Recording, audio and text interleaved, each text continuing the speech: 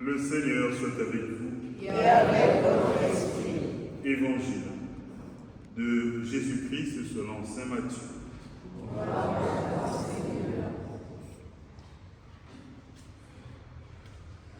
En ce temps-là, partant de Génézareth, Jésus se retira dans la région de Tyr et de Sidon.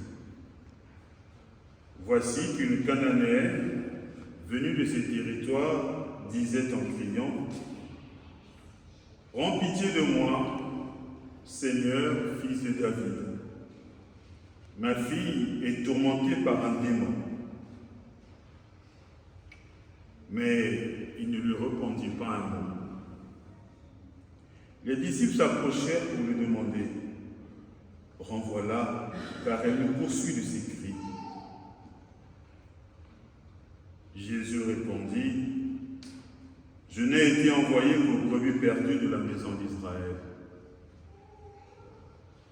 Mais elle vint se prosterner devant lui en disant : « Seigneur, viens à mon secours. » Il répondit : « Il n'est pas bien de prendre le pain des enfants et de le jeter aux petits chiens. » Elle reprit : « Oui, Seigneur, mais justement, les petits chiens mangent les miettes qui tombent de la table de leur maître. »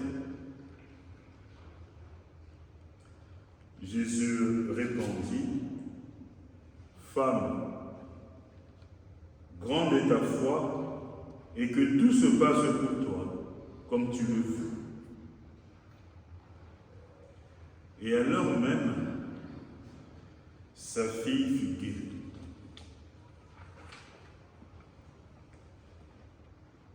Acclamons la parole de Dieu. Louange à toi, Seigneur Jésus.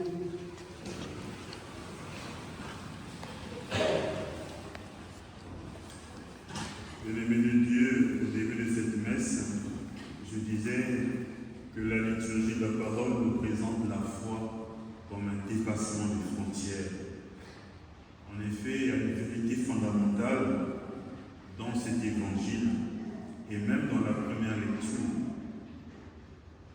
Dieu n'est pas le Dieu d'un seul peuple, d'un seul groupe ou d'un seul territoire. Il est Dieu de tous. C'est ce qu'il nous faut comprendre dans cet évangile de Jésus et de la femme cananéenne qui est transcrite ici dans ce texte. La femme cananéenne est donc une étrangère, c'est-à-dire une non-juive. Elle est hors du cercle habituel de Jésus.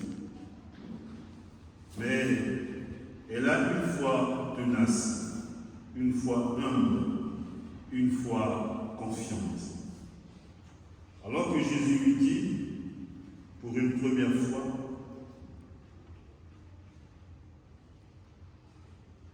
« Je n'ai été envoyé qu'aux brebis perdues de la maison d'Israël »,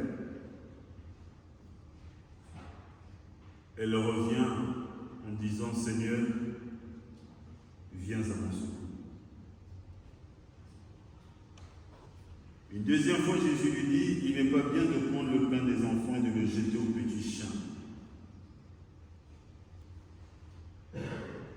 Elle dit : « Oui, Seigneur. » Et elle insiste. Mais justement, les petits chiens mangent les miettes qui tombent de la table de leur maître. Une foi confiante. Et Jésus reconnaît cette foi.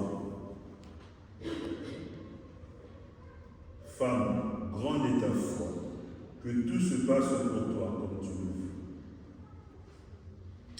Ce passage nous enseigne trois choses. D'abord, que Dieu regarde le cœur et non l'apparence, non pas l'étiquette. Ensuite, que la foi peut surgir là où on ne l'attend pas. Et enfin, l'Église doit apprendre à écouter avant de juger. En d'autres termes, Cette foi ouvre les frontières. Jésus accorde son salut à une personne qui n'est pas de son cercle.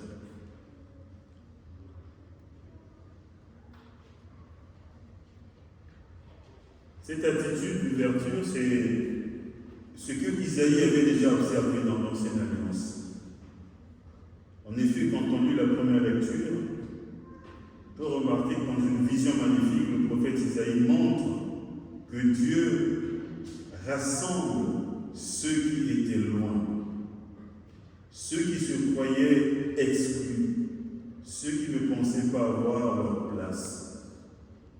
Il dit, je les conduirai à ma sainte montagne. Bien-aimés de Dieu, aujourd'hui encore, dans nos communautés chrétiennes, il y a des gens qui se sentent en marge. Il y en a qui se sentent exclus. Il y en a qui se sentent rejetés par leur histoire, par leur fragilité, par leur parcours, parfois par leurs différences. Mais la parole de Dieu nous rappelle que la maison de Dieu est ouverte à tous et pour tous. Alors le psaume qui nous a fait entendre tout à l'heure cette belle parole, que les peuples Dieu te rendent grâce, bien-aimés, c'est là l'expression de nos joies, la joie de l'universalité. Que Dieu nous prenne en grâce et nous bénisse.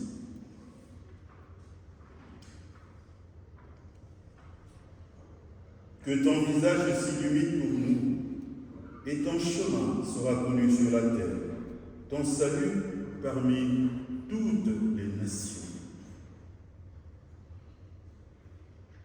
Que les nations chantent leur joie, car toi, Seigneur, tu gouvernes le monde avec justice. Tu gouvernes les peuples avec droiture, et sur la terre, tu conduis les nations. Ce psaume chante une liturgie universelle. Tous les peuples, toutes les nations, toutes les cultures évoquent l'amour de Dieu. La foi n'est pas l'apanage d'un club fermé. La foi est une source ouverte où chacun peut venir boire. Dans un monde où les identités se crispent, où les frontières se durcissent, l'Église est appelée à être un pont, un espace de rencontre, un lieu de paix. Quant à Saint Paul, dans l'Épître aux Romains, il affirme que Dieu veut sauver tous les hommes. Il ne renonce à personne.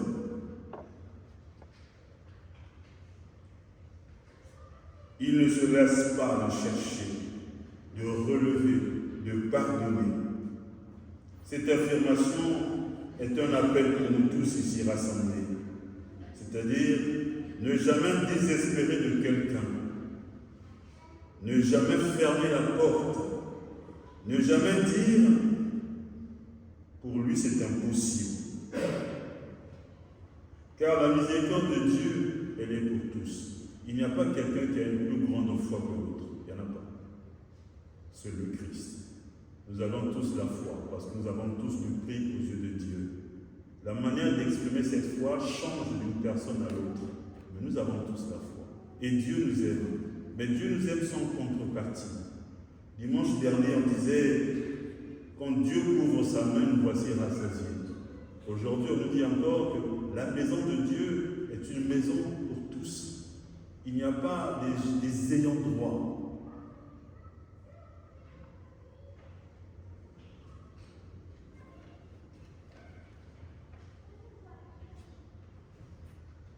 Hier, l'Église a célébré le mystère de l'Ascension.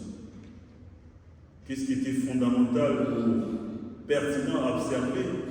c'est qu'on est passé d'une visite à l'expression de la joie. C'est-à-dire une rencontre qui devient bénédiction. Nous aussi, nous devions vivre à cette école. C'est-à-dire, les rencontres que nous faisons doivent être des lieux de bénédiction. Parce qu'une rencontre vers l'autre, il y a toujours un aspect positif qu'il nous faut retenir, qui va nous avancer.